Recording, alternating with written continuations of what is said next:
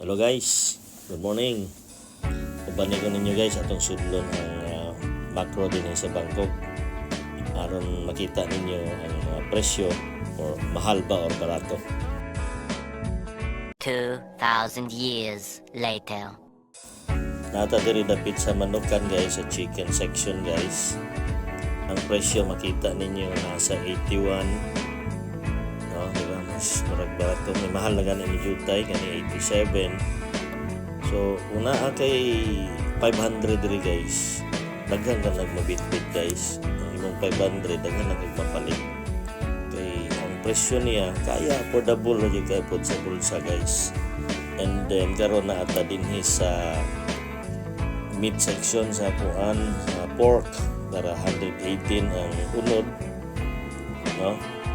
Kanang liempo 183. Actually ni mahal-mahal na gani ni gamay guys, sa una barato ra pero siguro sa nagtaas ng palaliton karon angat sa gamay ang presyo, pero ang inyong value sa 500 diri guys daghan na gyud kag mabitbit guys, di ba? Nakita ninyo 180 ba to ang presyo sa karne na kanang tiyan, di ba guys?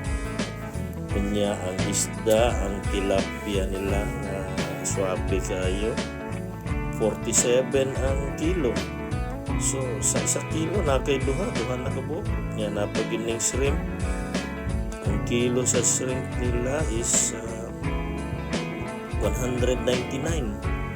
So affordable lagi apong kayo. Ang gamito ni mo siya ay subak sa imong gulay. Pertin lami na guys, di ba?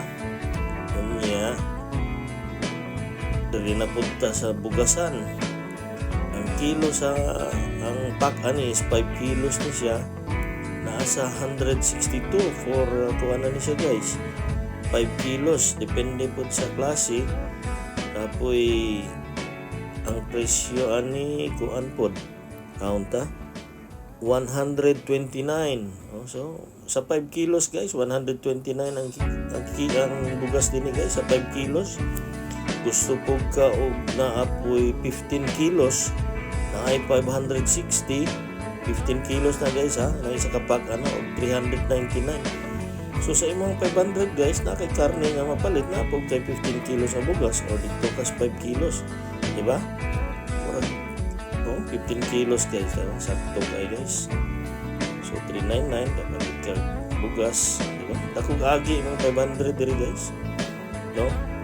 Makita ninyo kung parang lami mamuhay din sa kuan Bangkok guys, kaya ang imong value sa kwarta dapat kayo dako kay mapalit ang itlog, ang dosina, ang pulo 54, depende sa dako na 52 nya kani siya kay pila ka buok na sunod na more than a dozen siguro na siya 82 sa tray, isa ka tray nara mga presyo na ay 130 na ay, diba guys?